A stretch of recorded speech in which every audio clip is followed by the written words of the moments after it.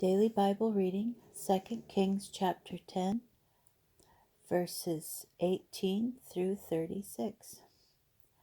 Jehu assembled all the people and said to them, Ahab served Baal little, Jehu shall serve him much. Therefore summon to me all the prophets of Baal, all his worshippers and all his priests. Let no one fail to come, for I am going to hold a great sacrifice for Baal. Whoever fails to come shall forfeit his life. Jehu was acting with guile in order to exterminate the worshippers of Baal. Jehu gave orders to convoke a solemn assembly for Baal, and one was proclaimed. Jehu sent word throughout Israel, and all the worshippers of Baal came. Not a single one remained behind.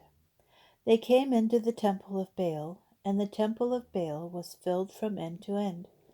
He said to the man in charge of the wardrobe, Bring out the vestments for all the worshippers of Baal.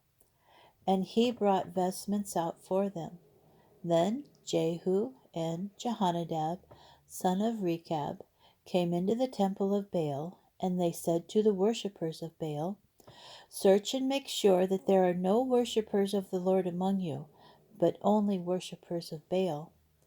So they went in to offer sacrifices and burnt offerings. But Jehu had stationed 80 of his men outside and had said, Whoever permits the escape of a single one of the men I commit to your charge shall forfeit life for life. When Jehu had finished presenting the burnt offering, he said to the guards and to the officers, Come in and strike them down. Let no man get away. The guards and the officers struck them down with the sword, and left them lying where they were. Then they proceeded to the interior of the temple of Baal. They brought out the pillars of the temple of Baal and burned them. They destroyed the pillars of Baal, and they tore down the temple of Baal and turned it into latrines, as is still the case. Thus Jehu eradicated the Baal from Israel. However, Jehu did not turn away from the sinful objects by which Jeroboam son of Nebat had caused Israel to sin, namely the golden calves at Bethel and at Dan. The Lord said to Jehu, Because you have acted well and done what was pleasing to me, having carried out all that I desired upon the house of Ahab, 4 generations of your descendants shall occupy the throne of Israel. But Jehu was not careful to follow the teaching of the Lord, the God of Israel, with all his heart.